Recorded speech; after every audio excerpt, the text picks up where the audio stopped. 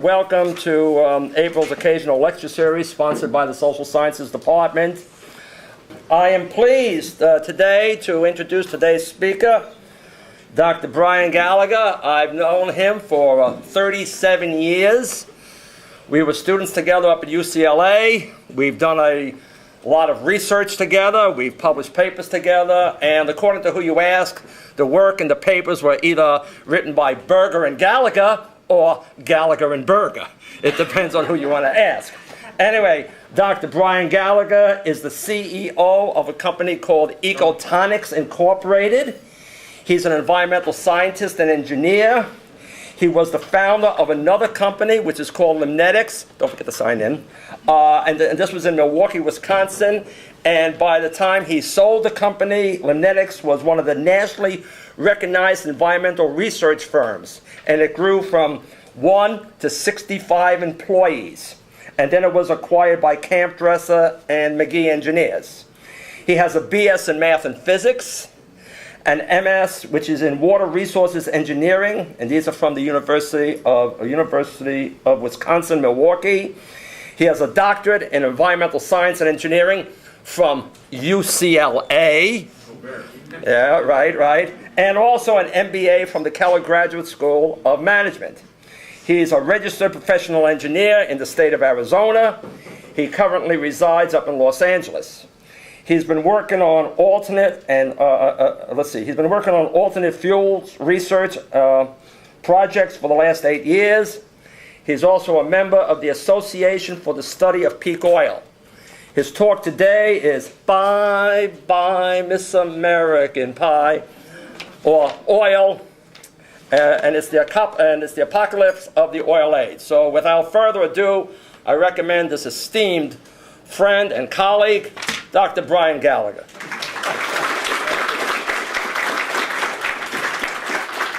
Thank you, Ken. That's quite an introduction. I want to thank Professor Rosenstand for inviting me and Professor Berger for his encouragement and support. Everything he told you were lies.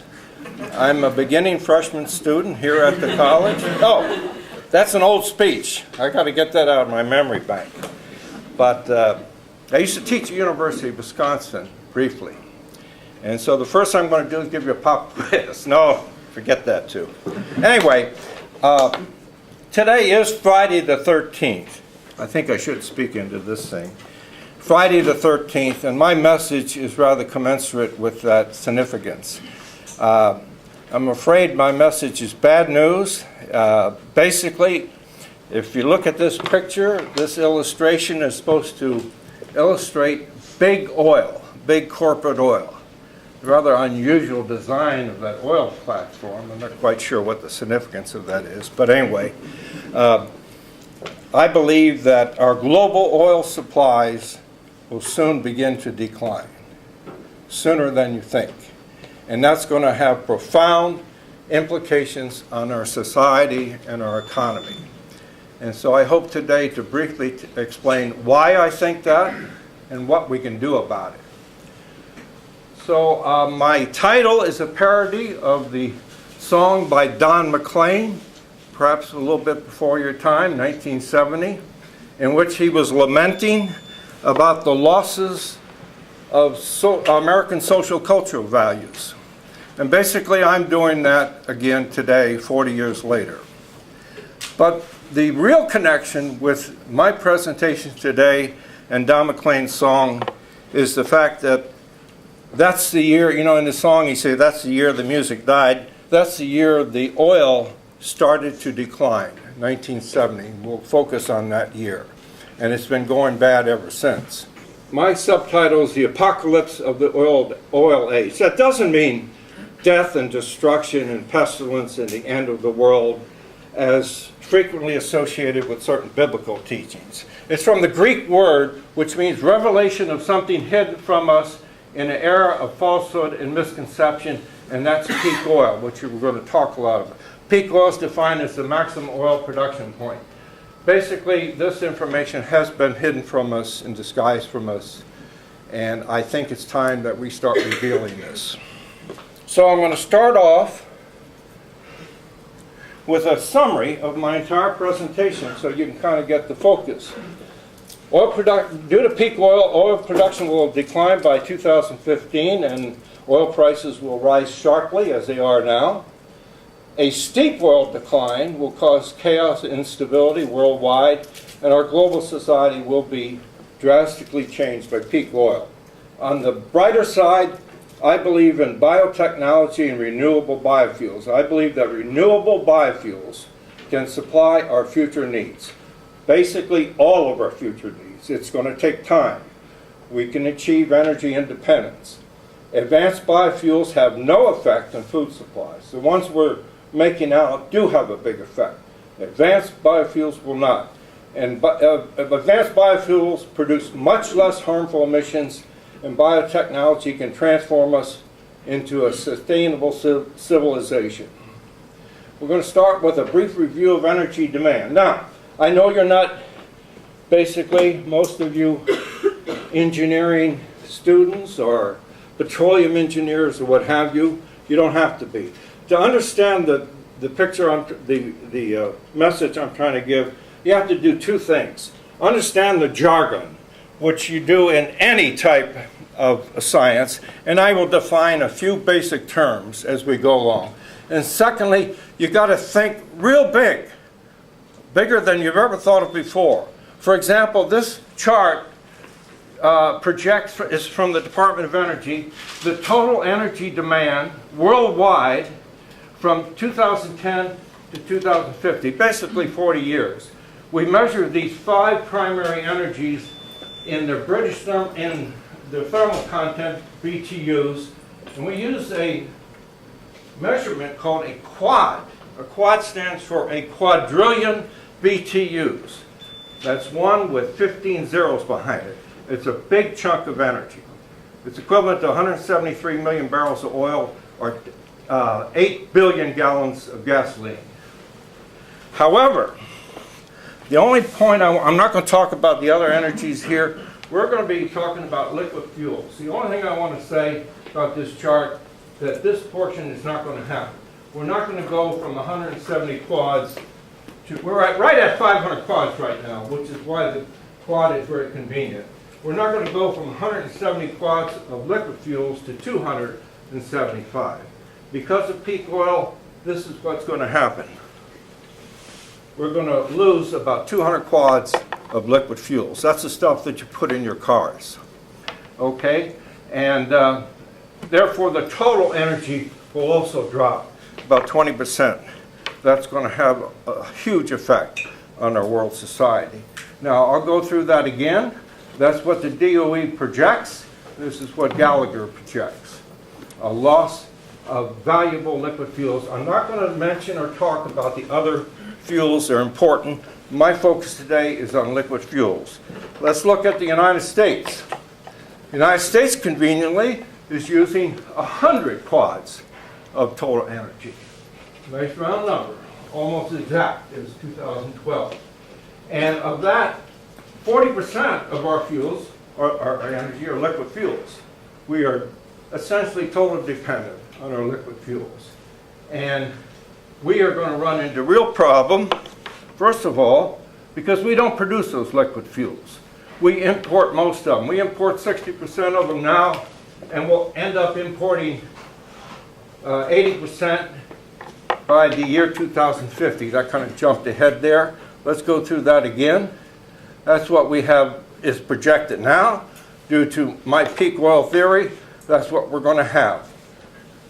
Liquid fuels will go from this level, 43 quads, down to 18. That's a loss of 25 quads. And you say, so what, Gallagher? What does that mean?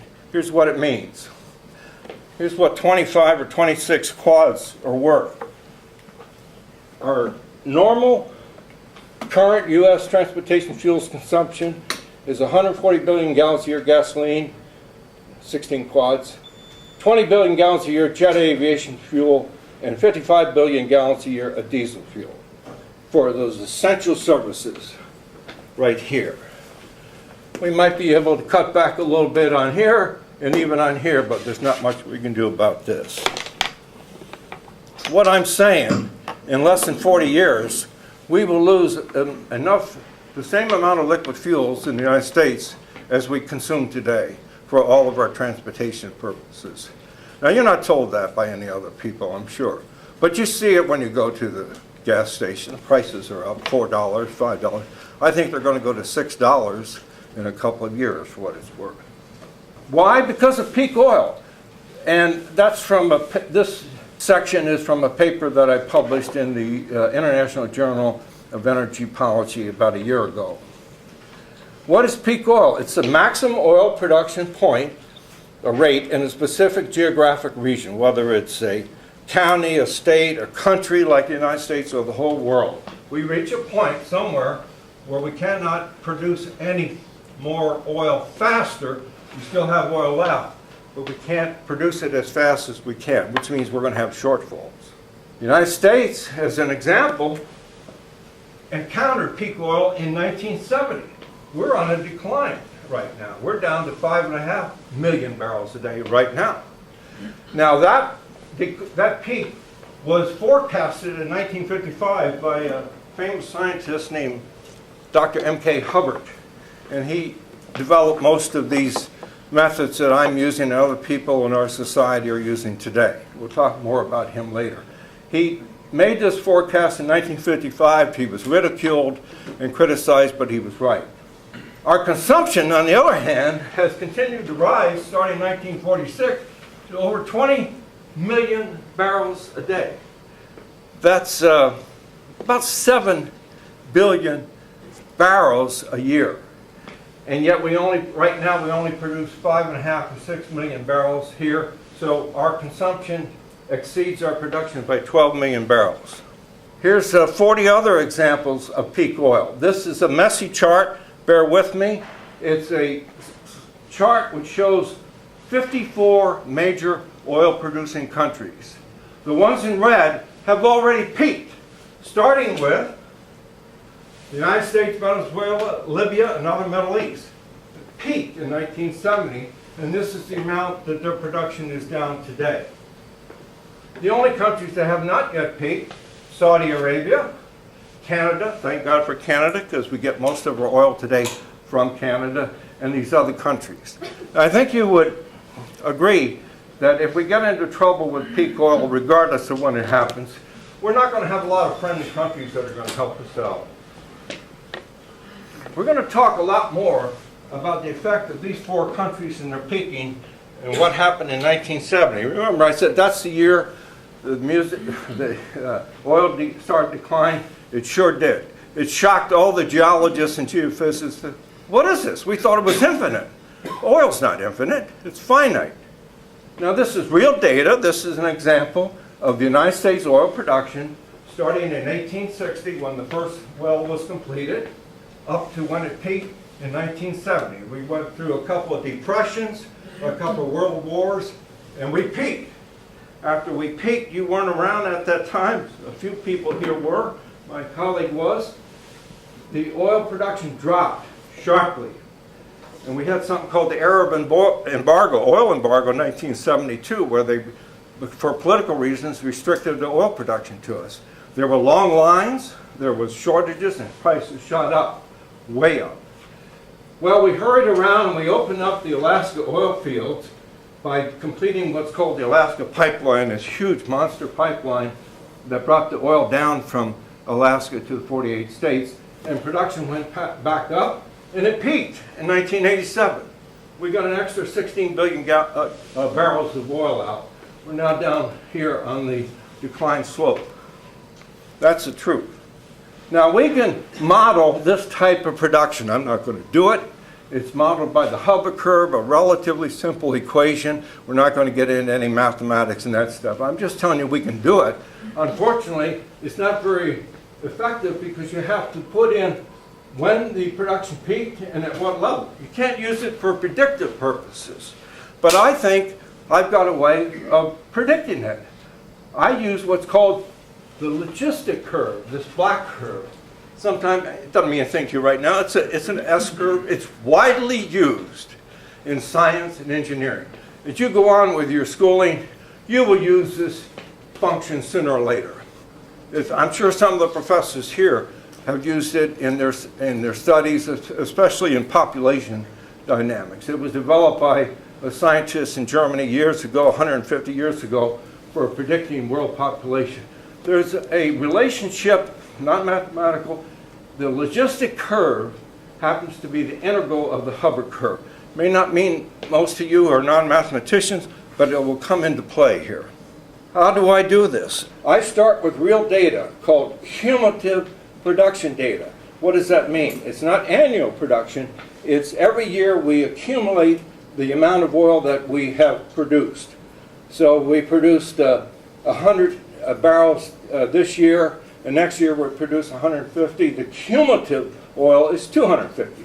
Well, I start with that data, which is available, and what I want to do is simply forecast or predict the shape of that beginning logistic curve at its end, which looks something like that. That's what I'm trying to do, because that logistic function and logistic curve has very good forecasting abilities if you make certain assumptions, which we won't go into, about symmetry and so forth. That's what I'm trying to do. To do that, I use a theoretical logistic curve. Don't worry about the equation. It's not real important. Been around 150 years, and it works. And we simply, what is important, we can vary that shape of that curve by these system components here to bend in any way I want. I'm trying to match that curve. Here's an example. 1860 to 1955, the same year that Dr. Hubbard predicted U.S. oil production, I'm going to use the cumulative oil production and try to make a prediction right here. I start with that. I put it on my monitor screen, my computer screen. I actually do know how to work a computer. And I put on my theoretical curve, arbitrary, and I start adjusting these components to this matches that. It takes me about 100 iterations, going out to 5 decimal places, a very special sequence. I get it closer and closer, and eventually I get it right on, I think, using a mathematical evaluator or statistical called least square fit. When I get the minimum least square fit error, I have the best possible match. It's not perfect. You notice there's a slight error here, and that's due to the 1932 depression, anomalous data, which we're going to talk about in a little while. Once I get that curve fitting, no mathematics here, just visual done on the screen, I have a final logistic curve that goes way up there and over to the right. It looks like this. That's my logistic curve, predicted from 1955 data. It looks like it's growing out of the logistic production, which it is. That's what I get. Now I have to differentiate that, which just means I have to look at the rate of change of that curve. When I do that, I get back the Hubbard curve. And this is my model. Idealized Hubbard curve model. That's the production data. This is the model that I just developed. A little bit quick. And not a bad fit, except for right here, during the Great Depression. I predicted, using my method, that the oil would, U.S. oil would peak in 1972. It peaked in 1970. Unfortunately, this sounds good, or might sound, but I'm predicting last week's weather. That's what we've been doing. We've been predicting last week's weather and not getting it right. Well, now we're going to take on the big guy, the whole world. This is what everybody's talking about. I actually started over here in 1860, but I truncated that data. This is actual annual oil production for the entire world. And this is the so-called cumulative oil production. Well, you can see right away something funny happened here. I don't want to get dramatic, but this represents our entire civilization for the last 150 years. Everything that happened not only because of oil, but oil had a big effect. It's included in this curve, especially some very important events here. Unfortunately, these are so erratic that it screws up my logistic curve and I can't use it. There is no logistic function that will fit to that curve. So I have to do a little bit of magic. I'm going to go through this quickly. I'll get rid of that curve I'm going to break this curve up into two components. I'm going to put an ideal curve there and say I want to convert that curve into at least one component that looks like that and one other. And so I come up with an arbitrary production curve. Now I know I'm losing a lot of you now. Don't worry about it. I'm just trying to familiarize this with the technique. What I'm going to do is subtract that arbitrary curve from that to get a curve along there. Now we know exactly what that is. That is those four countries that peaked in 1970. United States, Venezuela, Libya, and others. That's a excessive production and decline from those four countries that kind of fits right in there. I call it the first peaking country. So now I simply track this curve from A, and I get curve B. And curve B, believe it or not, is a real good curve. I can curve fit that, and so I can get rid of A. So I've thrown away A. Well, A, remember, equals B plus C. Now, if somebody owes you $1, it doesn't matter if they give you 50 cents and 50 pennies, 2 quarters, 50 pennies. As long as they give you the $1, this is equal to $1 of A. It's the same thing. I can work with these curves. In fact, this is the real data. There's the cumulative oil production curve, very smooth.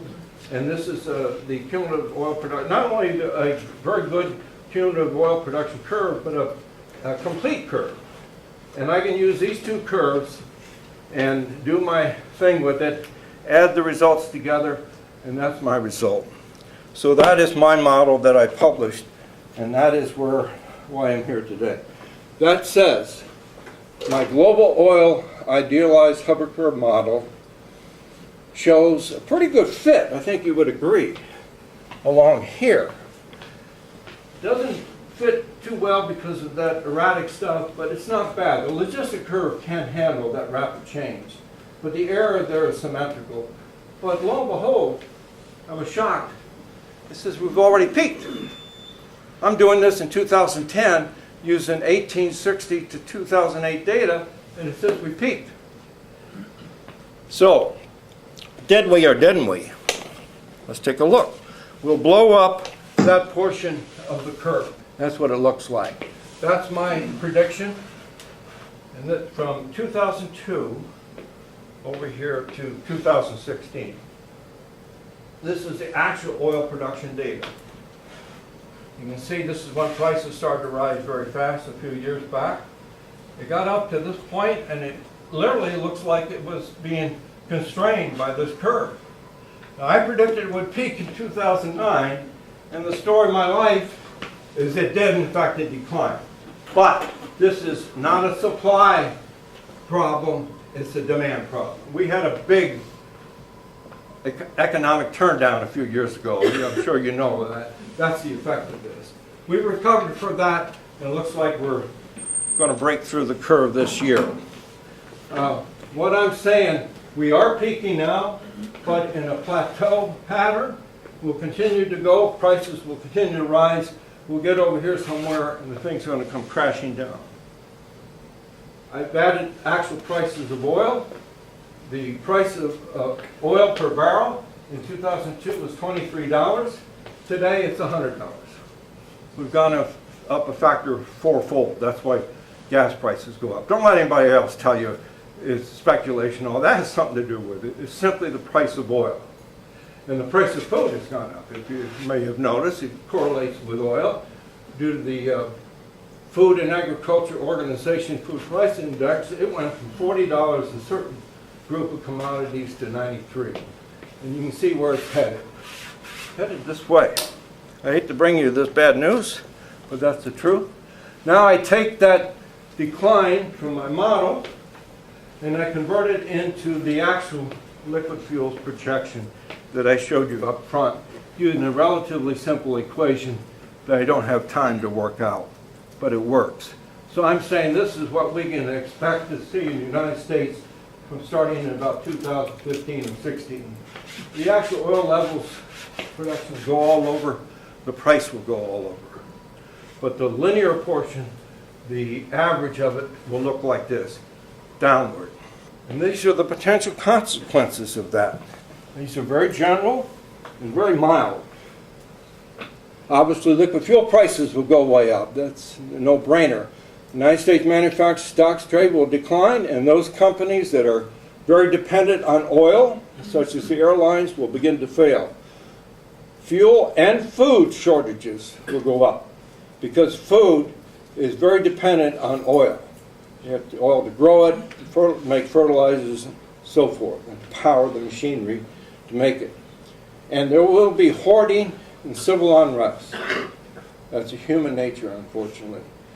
As far as economic effects, our currency will drop in value, which it is. Our military force mobility will be threatened. And either extreme inflation or deflation will occur, and cash and credit flows will dry up. We've been used to that the last couple of years right here. And as far as recovery, rationing of fuel and food is inevitable. That will help. People start bartering for goods and services. They don't use money, they exchange services. And people will move either inward to the central city to be closer to their jobs or out into rural areas where you don't have a lot of freeway congestion and large costs. And the recovery starts at the community level. Now, I base that on several case studies, including the former Soviet Union, Cuba, which is the most important one in 1991. Russia cut off all of the oil exported to Russia in 91. They went through this.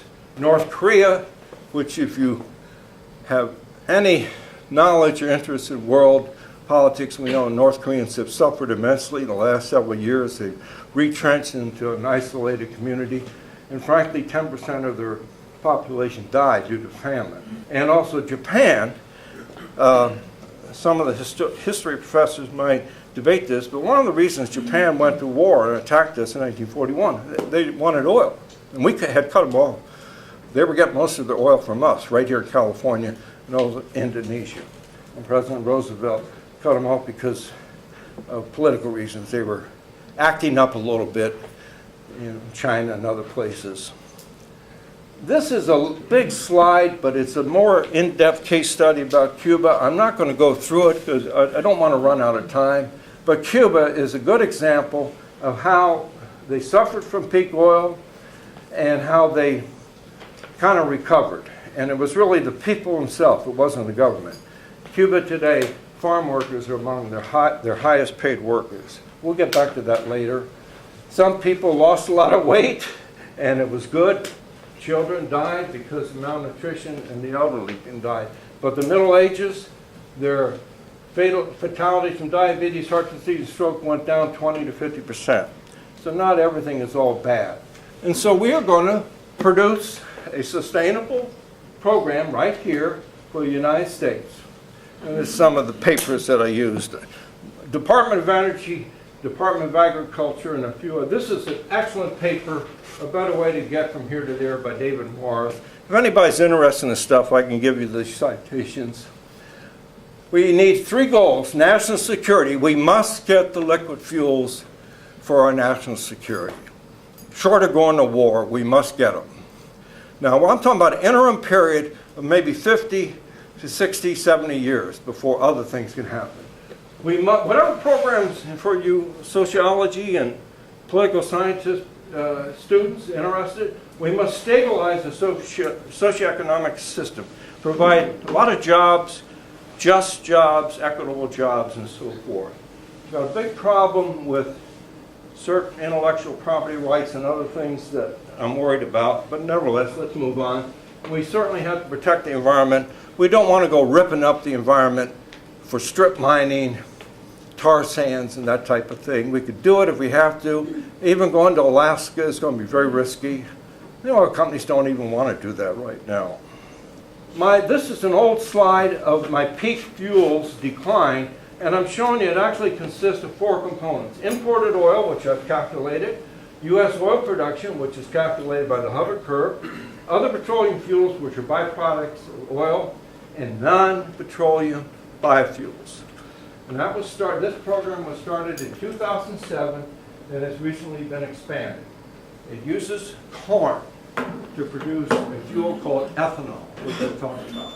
A lot of people criticize that, justly so. But it is working. We are making 10 billion gallons a year of ethanol, which are going into your tank.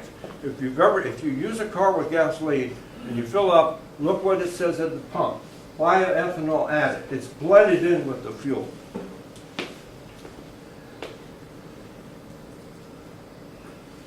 Not a very creative person. I simply said, I'm going to take this program and expand it back up to where we lost the liquid fuels. That's what I did. I'm going to say we can do this by expanding the biofuel program. We have to go into what's called second generation, and I've set a target right here by 2040 to capture 50% of the demand out here. So I'm moving backwards. So I'm moving forwards, because who knows by then what will happen. We might have a whole lot of electric vehicles by then, but it's not guaranteed, and that isn't enough. There's a lot of variables here, but this is something we can't leave as a variable. We have to move on and do it, and we can do it.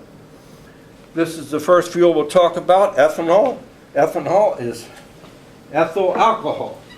And this process has been around, hydrolysis, fermentation, and distillation of starch. We use corn for thousands of years. And basically what we're doing is what this next slide shows. If you don't like that flow diagram, there's a better one. We're making moonshine. We are making 200 proof, clear, sour mash whiskey. That's what this is. And we've done that, right? Anybody disagree? And I like sour mash. Don't drink this stuff, by the way. I'll kill you. But anyway, it's okay. But it has some problems. There's a beautiful cornfield. And what are the problems with making ethanol? It requires prime fertile land, croplands, which we have limited. It requires fertilizer, pesticides, and water, which is hurting us. It can affect food prices and supply. In fact, food prices, especially corn, are going up as a result of this. And it has a very low return on energy, about 1.5 units out for every 1 unit in. So the answer is, big word, maybe never heard of it, lignocellulose. It is possible to use the non-edible crops that we grow throughout the world, like trees and prairie grasses, natural grasses. This is called a prairie fen. I'm just showing one example. We have billions of tons of non-edible crops growing wild. We can use those, and we can use our tree or wood industry waste products. We're talking about waste products, not products. Lignocellulose is the material in the plants, in the woody plants, that give it strength. We all know how strong trees are. It's in the cells of the plants. But it's loaded with starch. These are actually long-chain sugar molecules, which is what starch is, bounded together. But it's got a very tough, complex chemical called lignin that encapsulates that cellulose, just like a fiberglass. Anybody have a Corvette of that type? Fiberglass is made with fiber optics, or glass fibers encapsulated with a resin.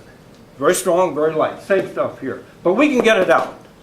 We are doing this. In fact, we did it in World War I, and we did it in World War II. It's just we haven't got up to the speed that we need to in the economic, but we're very close to it.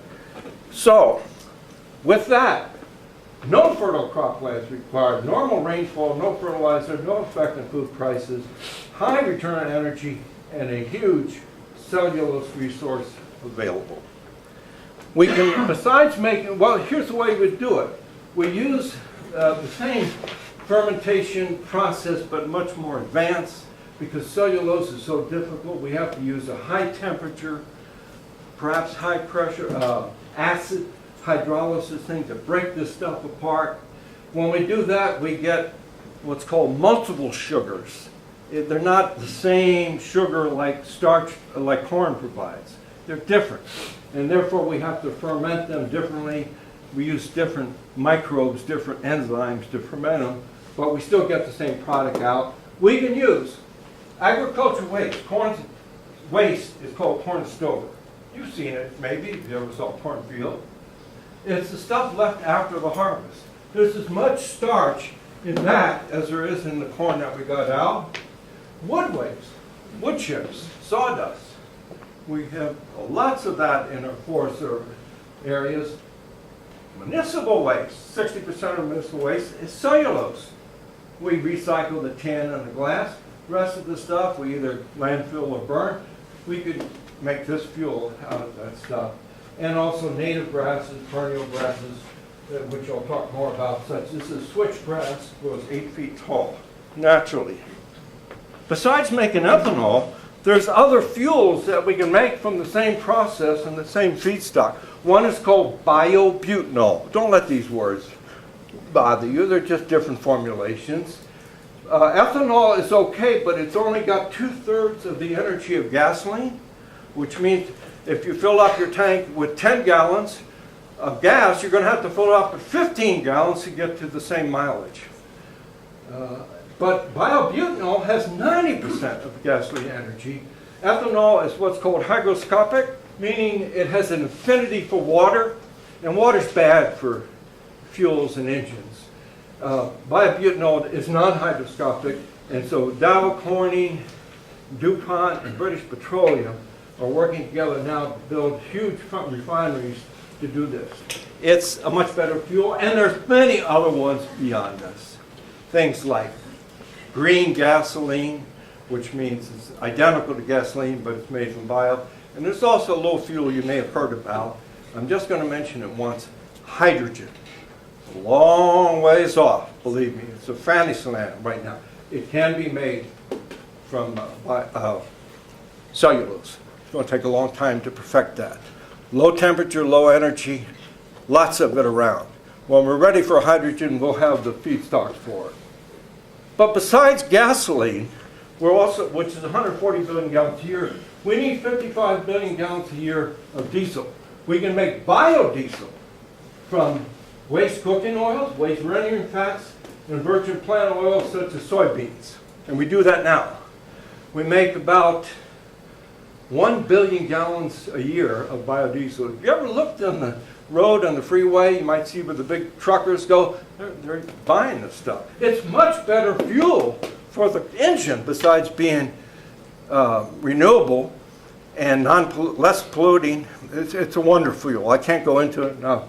We send it through a simple process with a great big name called transesterification. Simple process. Some people do this in their garage. It's not that difficult to do. And we convert this stuff into biodiesel, which is approved by the EPA and ASTM. But besides bio, we can also make it, which is my favorite. I'm a limnologist. I deal with algae, that green scummy stuff. We can make the feedstock for biodiesel from algae. Actual pictures of algae. Little micron organisms that grow everywhere, lakes and ponds, people's swimming pools. We can grow those in these huge aquatic farms, algae farms, or in these indoor photobioreactors. Same way, run it through a transesterification plant. In 2 weeks' time, we can take algae, and in 2 weeks, we can produce oil that took 100 million years to make. Just think of that. And I'm not exaggerating. Now, that 100 million years took, there were a lot of things that, happened. Oceans went up and down and back and forth and all that. But this is the truth. Besides biodiesel, we need something called jet aviation fuel for airplanes. They don't use diesel. They use something similar to kerosene, but it's kind of in between. Same thing, algae is excellent for it, same method. The only difference, we now send that algae oil into a standard oil refinery because they know how to make a perfect fuel for the airplanes. We don't know. We don't have an approved fuel used with the transesterification process yet for airplanes. They don't want to, risk having a fuel that congeals up at high altitude or something. But that's coming. But the airlines, I can tell you, are deeply interested in this and experimenting with this right now, and the military is, especially right here in California. The military is very concerned about running out of oil. You can imagine what would happen. I thought you'd like to see how algae are grown. This is kind of my field. This is how I got into this biofuel business. These are called raceway ponds. Algae are grown and nurtured in shallow ponds, very long, very narrow, and the flow goes round and around by this device powered by this paddle wheel. It works to keep the algae in suspension. And algae, which have been around for 3 billion years, they know what they're doing. They're not toxic. They're not going to spread all over the world and engulf us. They grow by replication. They reproduce about every 5 or 6 hours. So on a good hot summer day, if the algae's happy and had a drink or two, it decides to reproduce. And we could get 2 replications. The algae biomass could go 4 times. We could have a 4 times increase in one day, just to give you a demonstration of how prolific algae are. We grow the algae, and the algae, the fats and the oils are part of the lipid content of algae. They also produce proteins and carbohydrates. We extract that oil after we harvest the algae into biocrude. With that biocrude, we can do a bunch of things. We can send the biocrude right to an oil refinery, as I said, and make biojet aviation, or we can send it to a transesterification plant. There's about 200 around the country, make biodiesel. But we can also, there's added value in the carbohydrates and the proteins. We can take the carbohydrates, and same as we did with starch, we can ferment them, distill them, and make bioethanol. And we can process the proteins into animal feed. That's an excellent animal feed substitute. It's very good for animals. But the most valuable thing right now is what we call specialty chemicals. Algae, people don't realize this, are used for hundreds of products. They're used for women's lipstick, women's lipsticks and cosmetics. They're used for Jell-O, ice cream, toothpaste, on and on. They're very good for nutrition, for health, cosmetics, and they're worth a lot more money. But it's not a big market. This is the big market. But we're doing this, the algae growers are doing this now to make money. I started out my career a long time ago as a limnologist. That's a freshwater oceanographer. And I was in Wisconsin, my wife and I and a few other people, and we did studies on eutrophic lakes, that's overnourished lakes that had algae blooms and algae scum. And our mission was to get the algae out of the water and prevent them from getting in there. Guess what? We rarely succeeded. You can work on one algae species and finally control it, another one pops up. So 30 years later, I said, hell, this, can't beat them, join them. So now I'm trying, there's a lot more money in making algae grow than preventing it from growing. But let's talk a little bit about philosophy. I was hoping that Professor Rosenstand would be here. Sociology, the future of biotechnology and society. And you're the future of society right here. I'm not. And I'm a big proponent. I'm an engineer, but I'm a big proponent of biotechnology. It's the ultimate engineering process. Biotechnology can help produce stable societies, good harmonious societies, through energy independence, like I talked about, so we don't go to wars and stuff. We don't spend $400 billion a year for foreign oil. Resource sustainability. Everybody talks about resource sustainability. Nobody knows what it is. I kind of feel I know what it is. To reach sustainability, you have to do some drastic stuff. Biotechnology can get us there. And economical means of production. If you have economical means of production, low temperature, low pressure, low cost process to make things, you're going to have profits, you're going to have good jobs, and you're going to have investors. Secondly, because of the nature of biotechnology and energy crops, biotechnology and what I'm talking about will promote more rural development than urban development with emphasis on community. I think that's a good thing for our country. I hope you agree. We have lots of land out there that's not being used. And I'm not talking about farmland, and we'll get into that. Biofuels produced by technology will protect and enhance our natural ecosystems. This is the most profound statement I'm going to make all day. Some of you may get it, some of you may not, because you may not have heard these words. Biotechnology, which is the making of products through biological means, through organisms, through genetics, what's called recombinant DNA. And the people in this town, maybe not you or your college, but the people in this town are at the center of this. You're in the center of the biotechnology field in the country, especially the algae field. There's 5 or 6 huge algae corporations right here in this town. The most advanced genetic firm in the country, in the world, is Synthetic Genomics Incorporated, right up the road, about 8 miles, up 805. Dr. Greg Ventnor, he's the one that first cracked the human genome. It may not mean much to you right now, but anyway, this is the type of technology you have in the city. And I'm telling you that what we're doing here will improve our ecology. An example is algae and cellulosic biomass as microfactories. Just what I've been talking about. We can produce various things by manipulating the organism genetically, and also lignocellulose by manipulating the cell structure genetically and developing new enzymes. The secret to do this is developing new enzymes. We've been using to make beer, wine, and whiskey, and bread. We've been using the same microbes for thousands of years. They're called yeast. They're fungi. We need to develop new fungi, and that's what we're doing. On a more practical scale, look, where are we going to do this? This is a map of the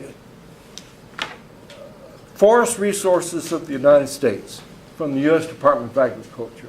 We have about 1,900 million acres in the lower 48. I don't mean to exclude Alaska and Hawaii now, but I will.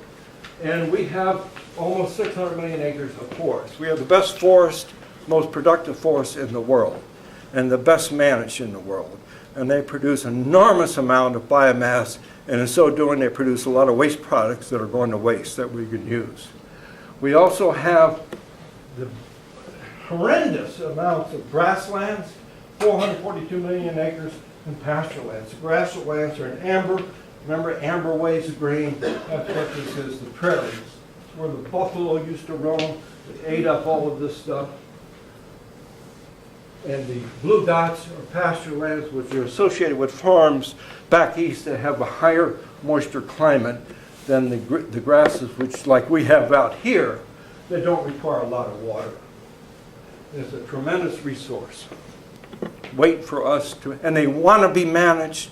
They want to be harvested. It helps them. If you don't, what do grasslands do? By the way, a grassland is perennial. It will last 100 years. You don't have to do anything. It will last 100 years until something called a wildfire comes along. They burn up. And you know, we all know about that out here. We might as well harvest them rather than let nature burn them up. Start over again. These are our croplands, not farmlands, croplands. 400 million acres of prime croplands. It's where we make all our crops that we consume, including corn, for both a food process and also an energy process.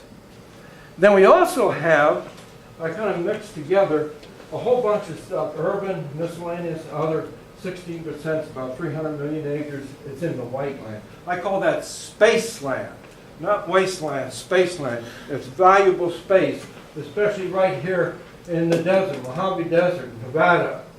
It's a prime place to grow algae. I would love to have a project headquartered in Las Vegas. Might be a little bit of a distraction, but anyway, it's an excellent area, and the Mojave Desert is excellent. Baja California also happens to be an excellent place. So, here's our urban areas. 3%, 60 million acres out of 1,900. They're in gray. You can hardly see. I think we're down here somewhere, right? You know, we don't live in the country anymore. Say, what country? We don't live in the country. We live in the freeways, in the airports, in the airplanes, in the high-rise buildings, and in the air-conditioned buildings like here. That's really where we live. A lot of you may be from some of this beautiful space land that's available for a lot of the stuff that I'm talking about. It isn't going to take a huge shift in our society to do it, but it's going to be has to be done very carefully because there are pitfalls along the way, which we'll get into.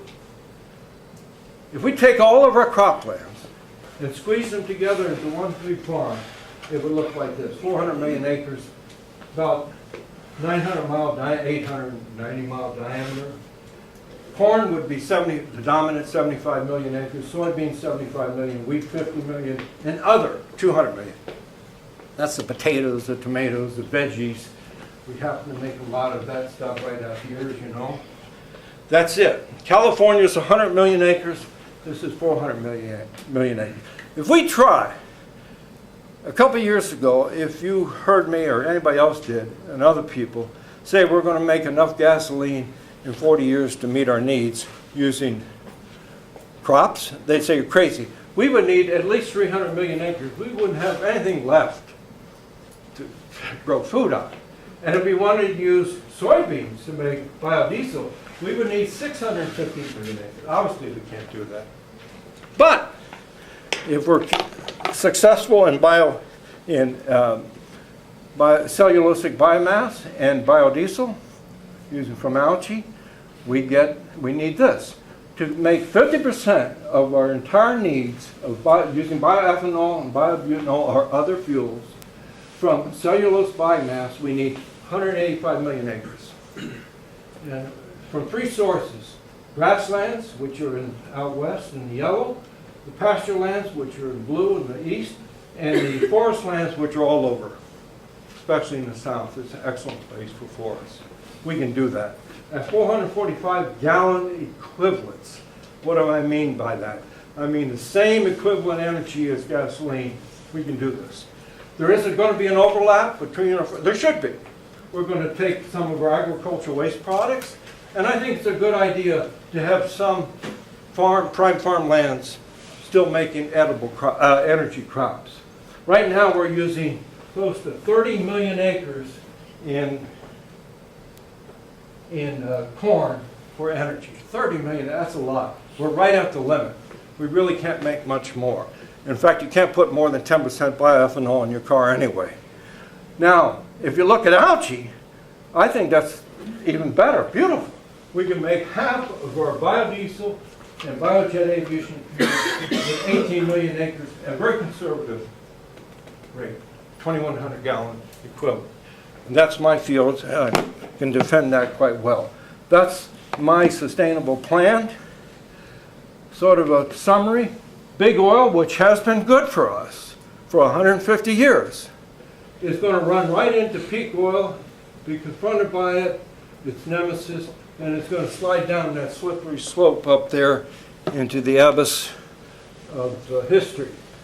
That's my slope, which is conservative. Other people, I don't have enough time to go through it, predicting even more drastic decline.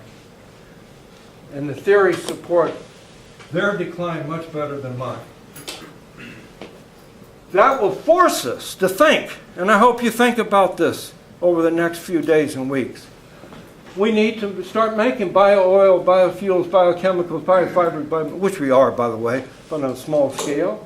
And that will lead us to a bio-industrial society, a combination of our immense industrial capabilities and our biological capabilities, our agriculture, genetic, industrial technology combined. We could be the greatest country in the world for a long, long time. And the other countries can do this too. This is not just a U.S. thing now. This is what we're talking globally. This will provide us with sustainable micro-manufacturing of our needs. Energy and materials. We can make plastics out of biomaterials. It does require greater development of our rural areas. I think it's a good thing, but it's going to prevent challenging bioethical and social-cultural problems. And that's where some of you in that field can help out. I want to end on this as sort of a utopia. There is no utopia, by the way. And that's the one thing you've got to learn in your college. There is no utopia. When I was in graduate school with Dr. Berger, I don't think he was in my class, but I took an urban planning class back in the 70s, and we had to design a new town. And I designed a town called Ecotopia. And you can imagine I had all those idealistic things, you know, low polluting this and that, no cars, everything was underground, the trucks were. And right at the center of the city was 100,000, big power plant right in the center and all that. And that's what the EPA is trying to get us to do. They're trying to get us to move in together into high-rise apartments, and it's not going to work. It can certainly help and reduce some fuels, but this is my utopian vision, take it for what it's worth, of an algae farm, 400 acres, say 5 years from now. I chose 400 acres because the average farm in the United States is 418 acres. Most algae farms are going to be 1,000 and more acres. It consists of 16 of these 10-hectare plots of ponds that look like this. The pond that I designed. This is not just an illusion. I've got this on paper and costed. It cost $25 million to do this. Now, I'm a little bit short right now. I've got, you know, I need $24,999,000. But anyway, I have designed this. I've got a patent on a process to regulate the temperature and the accessible sunlight, which is a big problem in algae. This is all automatic remote control from this building here. This is the harvest pond, the settling pond, the combined pond where the algae slurry is sent to. Is from there harvested, and then it's extracted in this chemical plant, which is this biodiesel transesterification plant and extraction plant, and also that's a fermentation plant.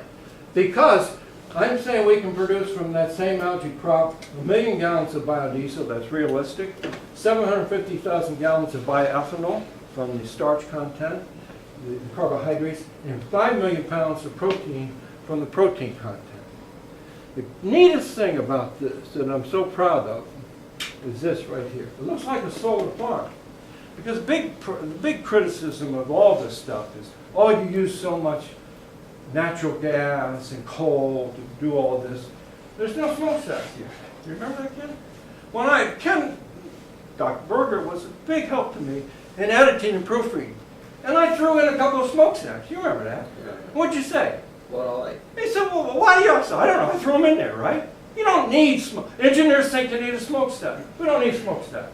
The reason we had them in there, most algae waste was burned, was converted anaerobically and then burned to generate electricity. We don't need that. We're going to use all of the algae. There's not going to be any waste. This is a new solar system that was invented a few years back. Some of you might be right here in California. These are actual pictures. This is from a company called Sol Focus. They're up in near Santa Clara. There's one in LA called Amonix. They are, first of all, concentrating photovoltaics sun tracking panels, great big guys. They're 4 times better than a solar collector.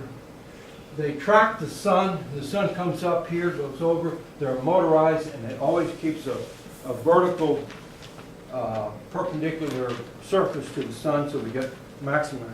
But the most important thing about this, they're not silicon, you know, solar is collected by silicon semiconductor panels and materials. You may have read about this, you may know somebody about it. The average panel on this is this big, the size of a page. It's 1 square foot. This is not quite a square foot. That's 1,000 square centimeters. Now, silicon material is very expensive. They don't use 1,000 square centimeters. They use 1 square centimeter right in the center of the panel. And they have a simple lens.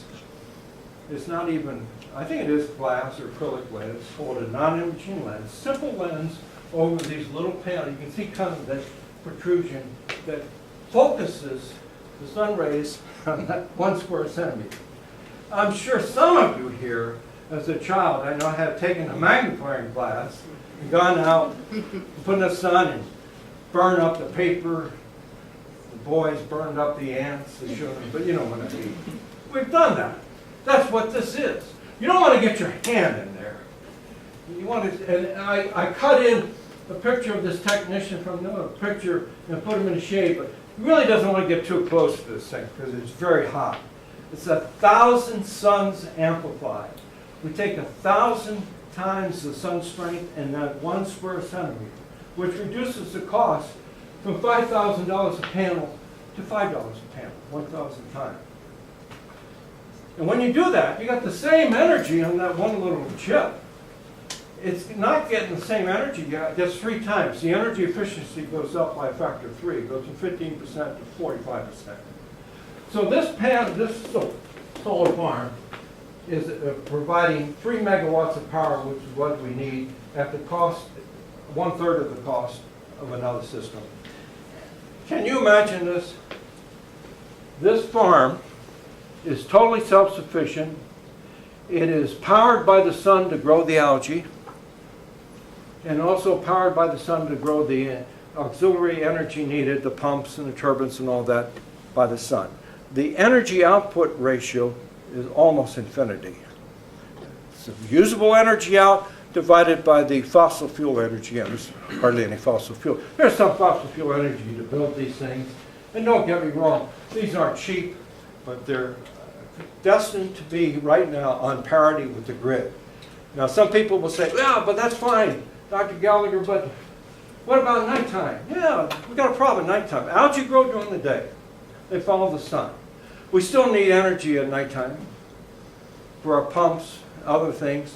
You just oversize this a little bit, maybe a 0.5 megawatt, and you provide power into the grid during the day, which you get paid for. And at nighttime, you take power back from the grid.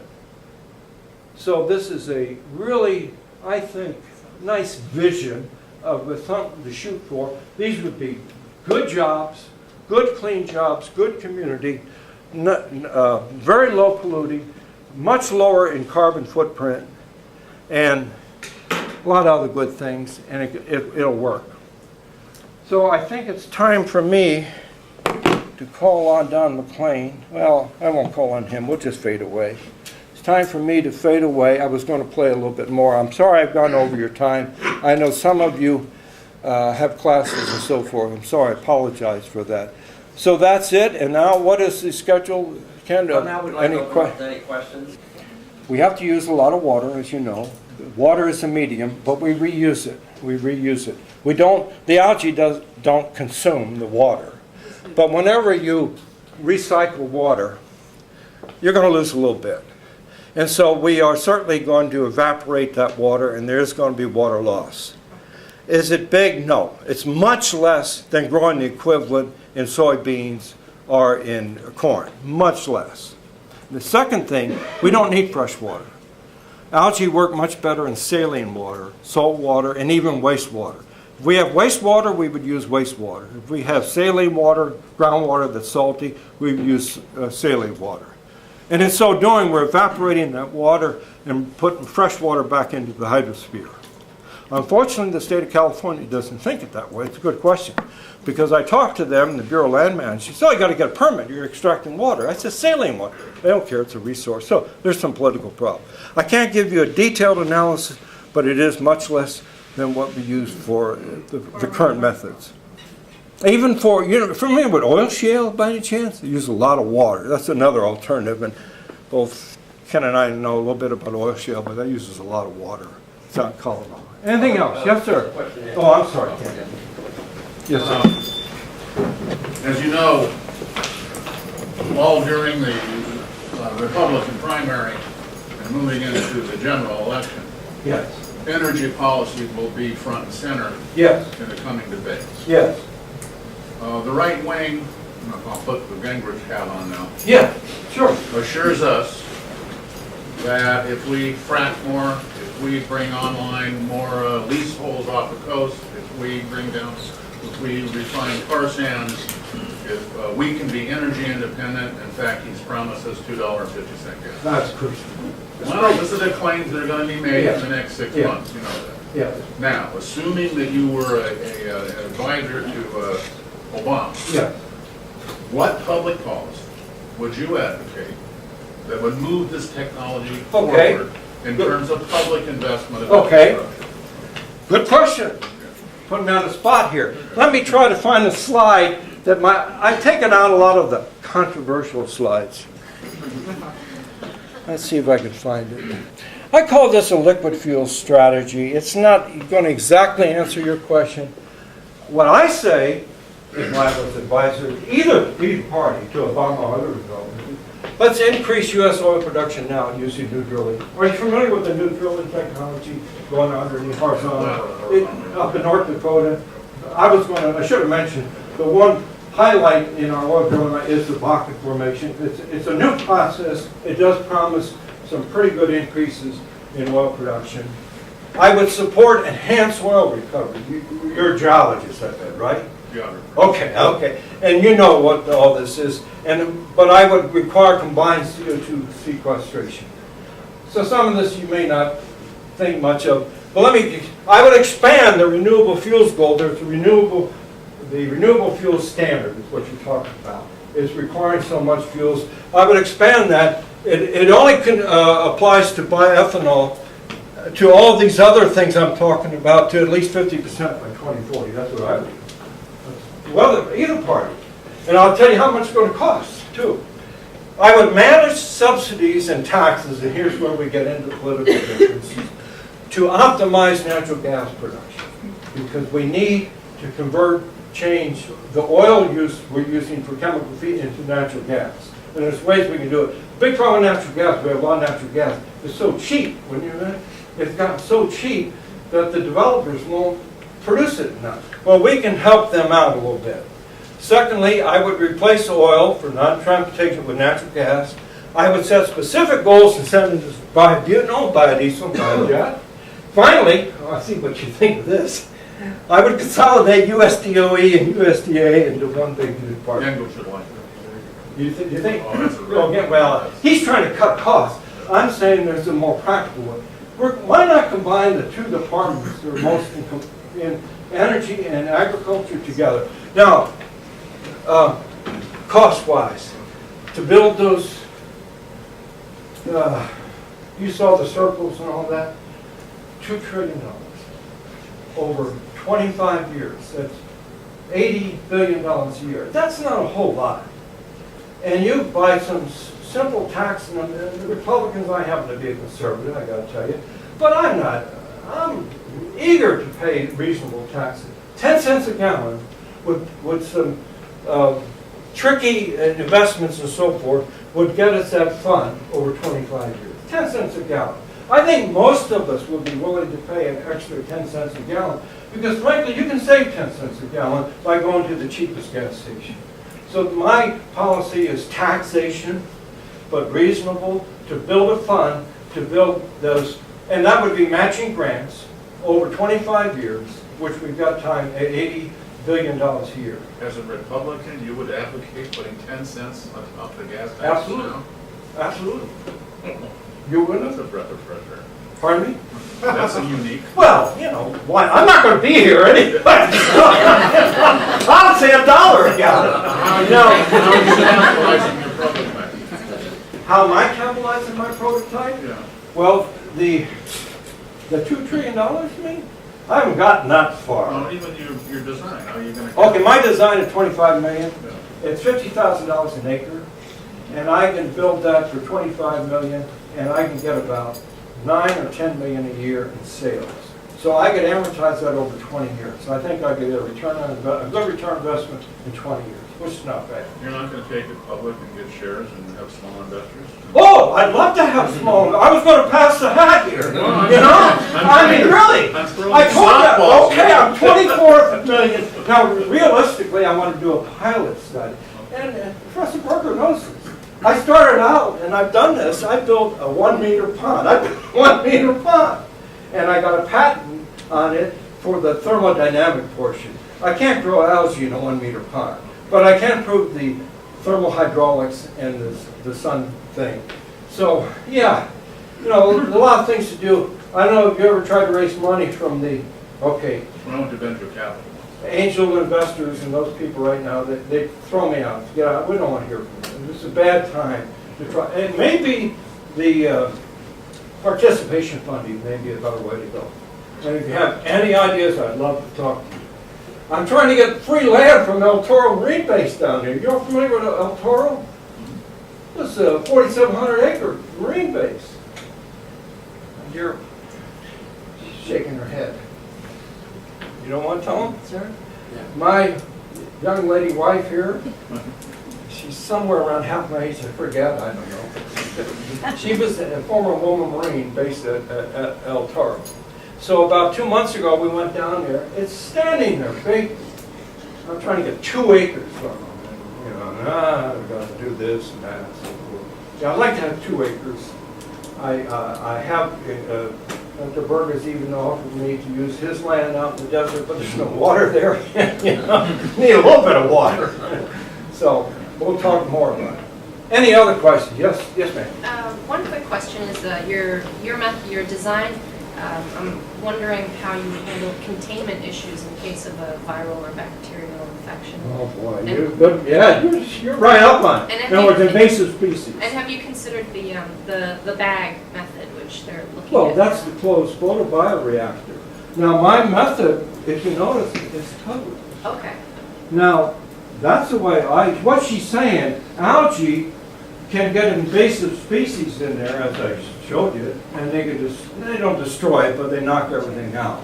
And you can't stop them. But by covering it with a translucent plastic material, you minimize the probability of that happening. One little problem, it's very hot, but I can regulate that temperature through a very low-cost method.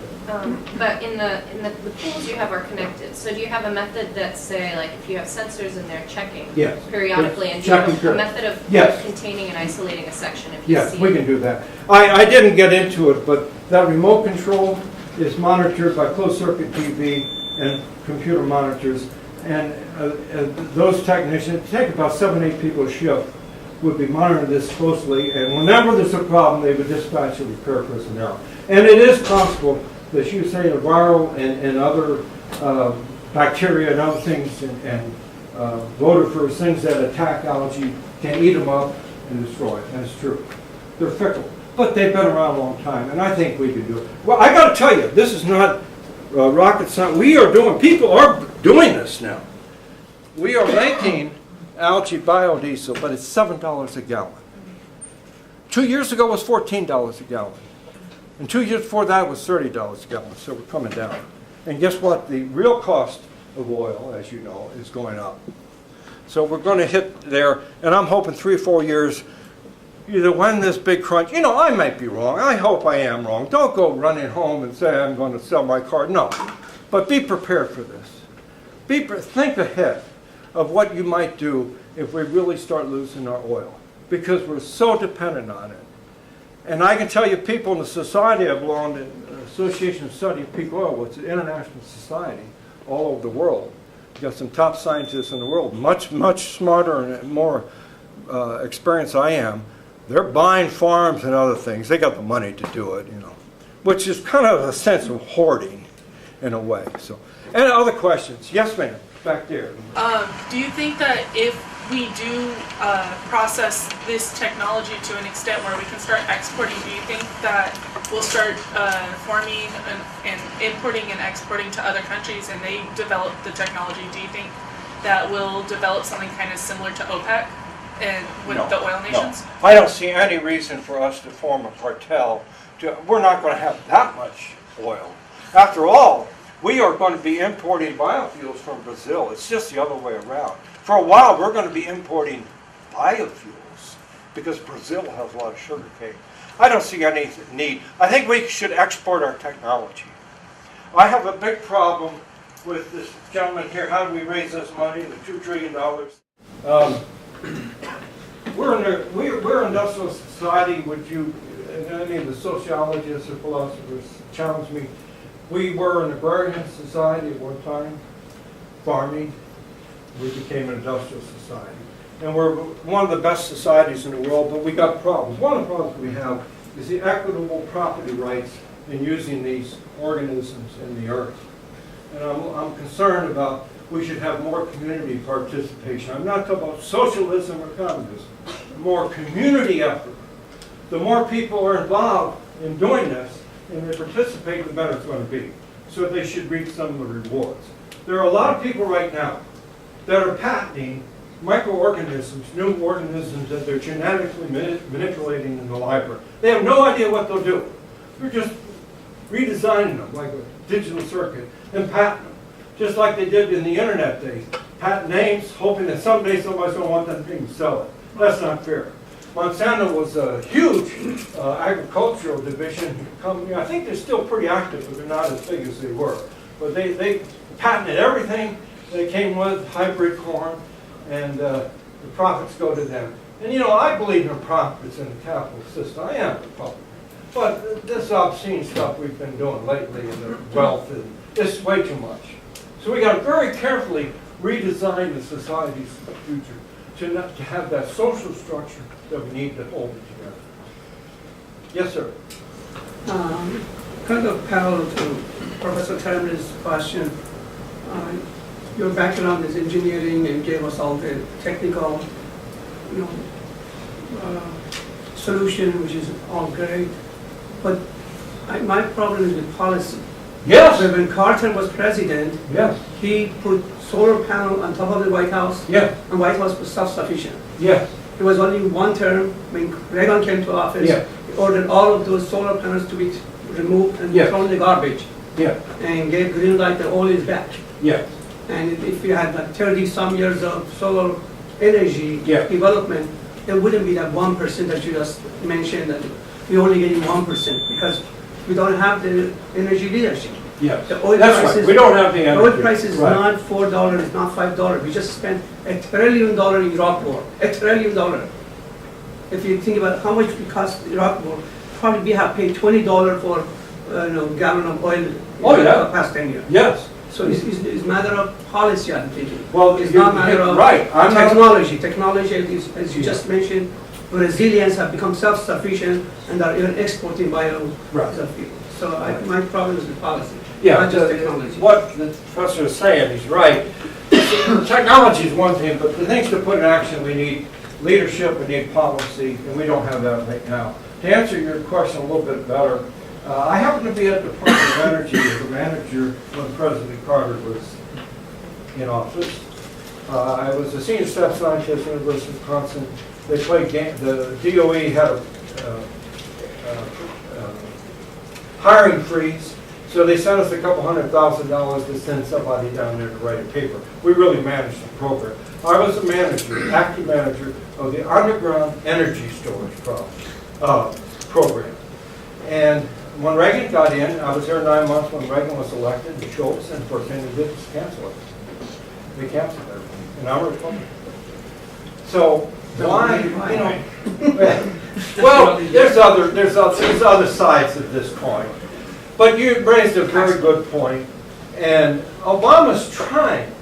He's trying, but I don't know if he really has the Wall Street support and other things that you need to do these type of things. Maybe we don't need the Wall Street support. I don't know. But we need to find a better way, and you're right, we need to find policy. You know how much we're spending every year for foreign oil? About $400 billion. You know what the true cost is? About $800 billion. From the wars, the military, the policies, the embassies. In fact, a book by John Duffield called Over a Barrel, he's a professor at Georgia State University, has estimated since the first embargo in 1973 to now, the true cost of oil is $10 trillion. What's our debt now? 14 trillion? I mean, yeah, you're right, but you tell me how to do it.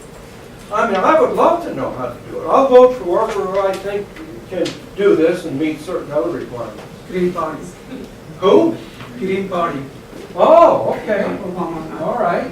Well, I don't know. I didn't want to get into politics because that's, but we need to. We have an election coming up. Yeah, You can't avoid it. you're right. No, you're right. I mean, if the federal government can set mileage standards, Yeah. the private sector, Yes. why in the hell can't it incentivize GM, et cetera, the car makers, to produce the kinds of engines that will use? Well, they're going to go to an improved cafe. But that's liberal policy, that's intervention by. Well, no, but they're doing it.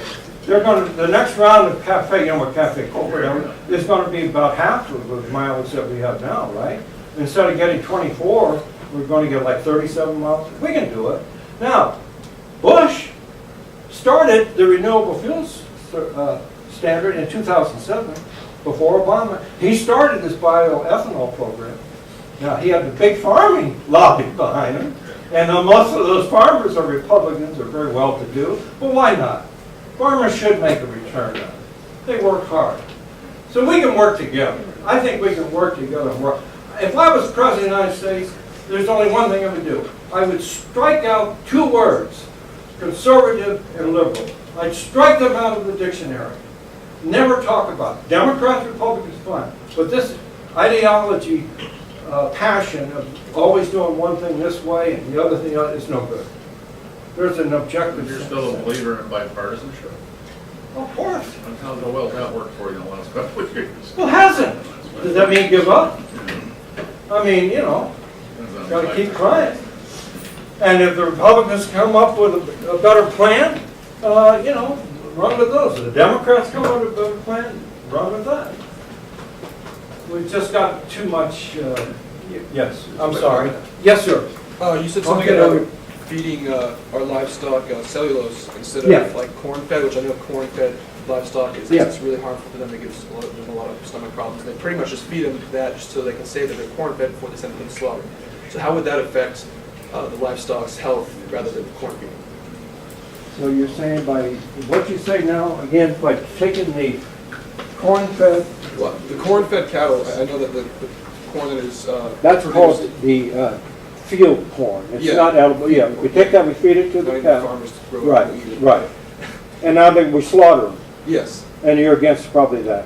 Well, I'm against them being corn-fed because it's not particularly the best type of food to feed that type of animal, considering that it creates really bad health problems for them before Okay. they're even sent to the slaughter. Well, why not, how about algae? You're familiar Well, with so that? I'm asking you, what are the benefits to Oh, using cellulose? much better. Protein. Protein. There's no protein in corn, there's protein in algae. There's omega-3, omega-6. You want to hear something startling, a little bit revolting? Get ready for this. Dr. Greg Ventnor, right up the road from you, has said, quote, "We don't need animals to produce meat." Now, I know a lot of you now are vegetarians and vegans, and that's fine. I happen to not be, I'm too old for that, but my wife is. I believe in it. Dr. Ventnor says, we don't need animals to produce meat. They consume 90% of the food, trophic level. We can produce meat from bioorganisms by redesigning into them the nucleic acid code to produce meat. Now, would you eat the meat from? They probably would, but a lot of people here are eating turkey burgers and soy burgers, eat that. But we don't really need animals out there to eat 10 times the grain that we should be using for us and for the rest of the world to produce protein. That all these projections goes up to somewhere. I don't know where, the president or somebody, and they say, no, we can't do this. The country is worried about the panic that might ensue if this message gets out there. Even the corporations are. But I still think in our free market, our democratic system, that it'll prevail and we'll do the right thing. We're going to have to give and take. We do need leaders. You're the leaders right here. I'm not. Ask yourself that question. Don't ask me. Really, seriously. You want to get serious about your education? Start looking into these real world problems, global problems. There's a book by Jeff Rubin, one of the top economists in Canada, called Why Your World's Going to Get a Lot Smaller Than It Is Now. It's the truth. Globalization isn't working. It's not working. We need to go back to community level agrarian society, but a better agrarian society. I don't have the answers for that. The lawyers will get in there. We probably have a few lawyers here, future lawyers. They charge me $500 an hour for these patents, which is ridiculous. I don't have that. So I don't know the answer. I don't have all the answers, ladies and gentlemen. But I know one thing, the fact that you're here, that you're in this community college, you're doing the right thing. Don't give that up. No matter how many students like to protest, I know that. But you need to get your education and to challenge your professors, to learn the truth, and to move on and make your own decisions. Don't let other people make them for you. Yes, ma'am. Let's say that someone give you the 25 million, how long would you, how much return would you give in, interest? Because if someone gives you the investment, they're gonna say how much is I think the return? a minimum should be 10% return. A year, a month, every 20 years? Well, that's What's a the net time? present value. You familiar with net present value? Uh-huh. Where you project all your cash flows in the future, and then you project all your costs, and then you discount back the profits into a present value of cash flow. So 10%. That's called net present value. And most people used to want, I used to work for General Motors years ago, they wanted 15% return on investment because they got 15% on their cars. Now they're happy to get 10%. So I would say 10%. You're not going to get 10% investment on it right now. It's too risky. There's a thing called risk. There's enormous risk here. What is the risk? The risk, not working. I can't guarantee this. Nobody can guarantee that this stuff's going to work. We know it works in the laboratory. We got to commercialize it. Oh, I see. Commercializing things is a lot different than proving it in the laboratory. Correct. And the permits, do you need a lot of permits or you don't need any? Permit Permits, right? to do this? Oh, that's going to be an uphill battle. I went to Bureau of Land Management. I want to do it in the Mojave Desert. I'm not going to cover the Mojave Desert with algae ponds now. But if you've been out to the Mojave Desert, it's really beautiful. I mean, I lived out there in the service for 18 months in China Lake. There's a lot of land out there, and we can use that land. It's ideal for this type of thing. Lots of sun, very little rain. Algae don't like rain. Saline water. And I went to the Bureau of Land Management. They own and manage about 70% of the Mojave Desert. 10% of it is California, and the feds is 70%. I thought they'd throw me out. I said, I want to build algae ponds out here. He said, okay. Well, I said, what do you mean? He says, there's a law called the rights of way, which the Federal Bureau says people have the rights of way on on federal lands. If you can prove that you have a good use for that land, there's Bonneville Racing Track and other people out there, you can get permits to do it.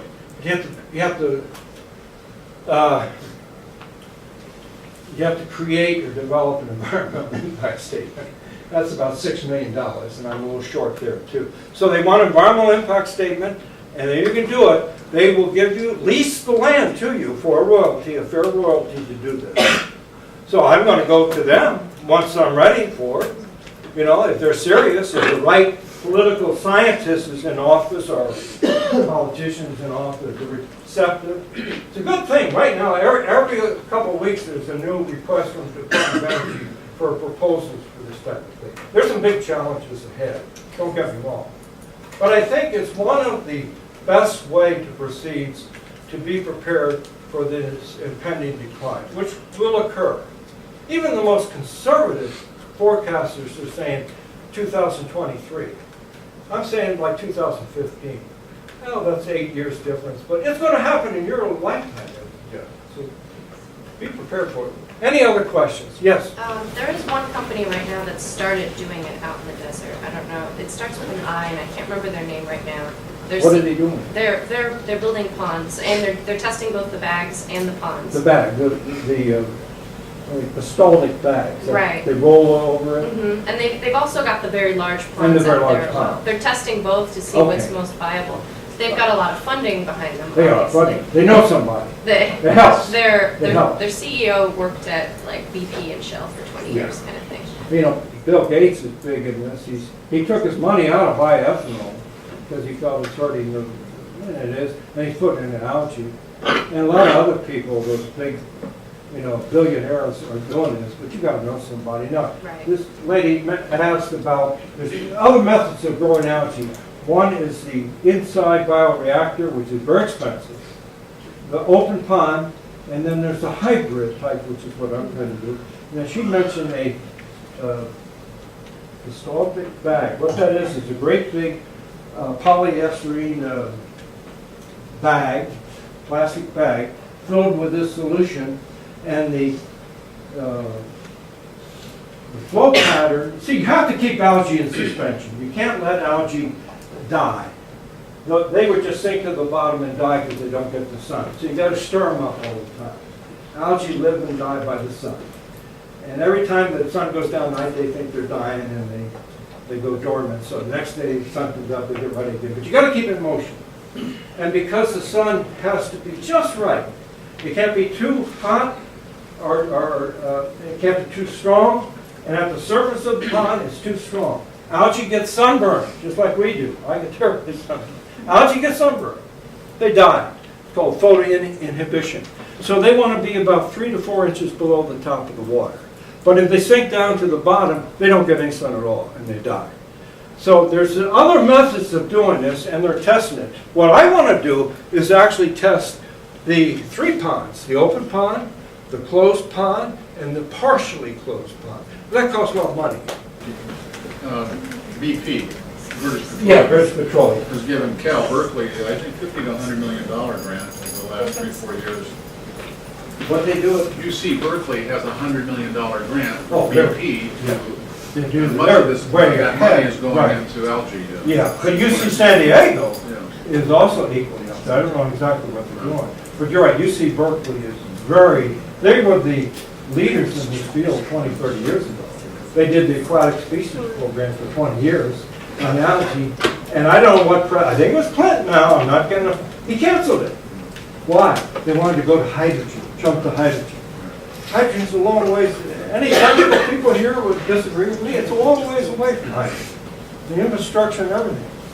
So we got to do this as an interim thing. But yeah, I'm also Arizona State and Mesa, Arizona is way ahead of this. They have a guy named Milt Summerfield, who's the only phycologist is the algae that I know. And so I'm calling everybody, doing everything. I'm doing it. I'm hustling. We all are hustling in this business. It's called being an entrepreneur.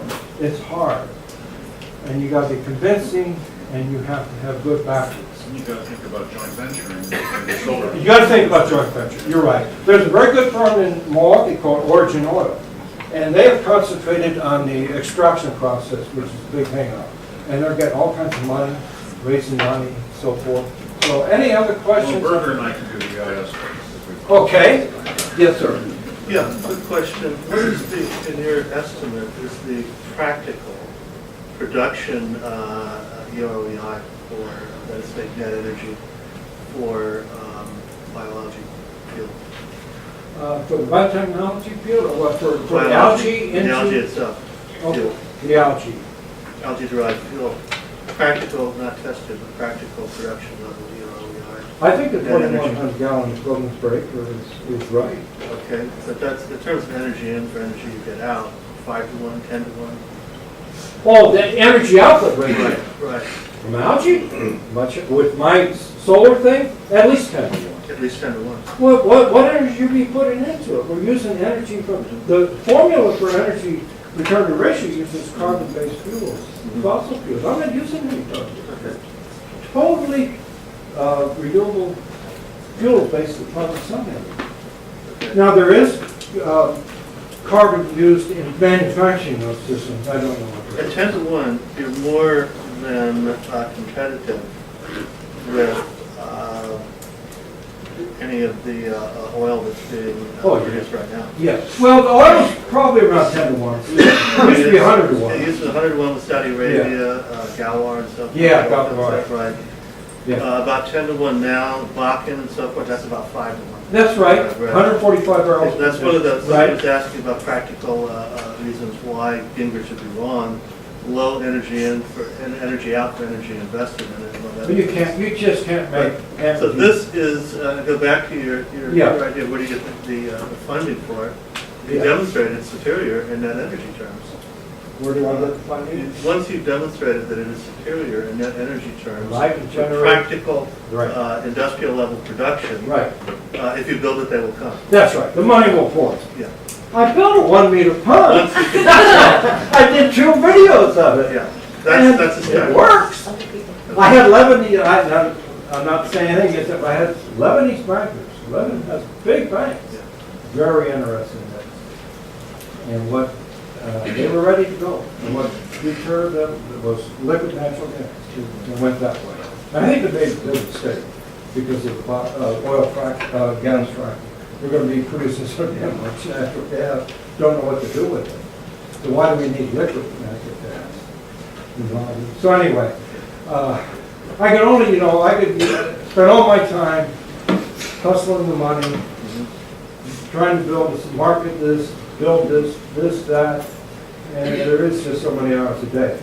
But I'm on the website, my firm is very small. I do really environmental assessments, property condition assessments, which is my bread and butter.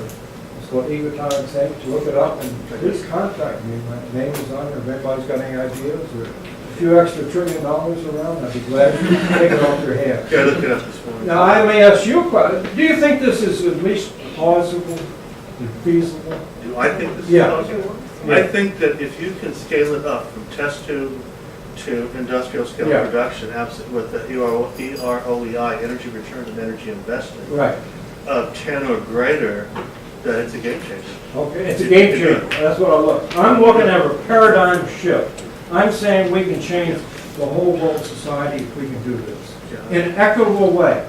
Not do it the way we did 9,000 years ago, where some of the landowners got everything and the workers got nothing. We got to do it right this time. You keep mentioning how the hydrogen economy would be several years off. Do you Yes. believe that your proposal could, in fact, really help that along? Yeah. Bring that closer to reality? Yes. As compared to current policies on that? Yeah. And how do you think your proposal right now might influence other renewable sources? Might influence the other renewable sources.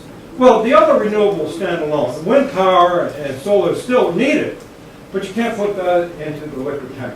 I'm making an assumption. I'm assuming two things. That the United States young people do not want to give up the mobility, their independent mobility. That's all I'm assuming.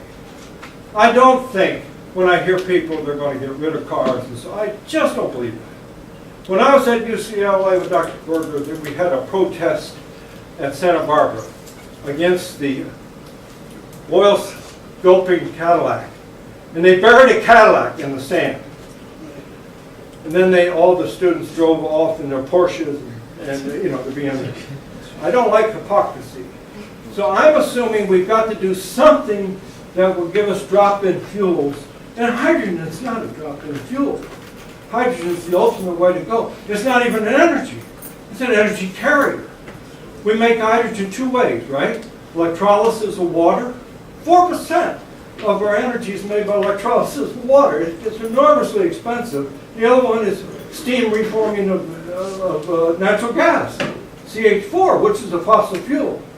Until somebody comes along, and I'm telling you that there are people now that are very close to cracking this, and someone like UCLA, by the way, making hydrogen gas. We don't know how much. It's a sustainable reaction. It's at room temperature, and that will lead to a hydrogen economy. But you still got to get the hydrogen gas out to the infrastructure. You still got to capture. I think what this will do will not interfere with any reasonable technology. That's what I think. Well, I want to thank Dr. Gallagher for coming and giving us.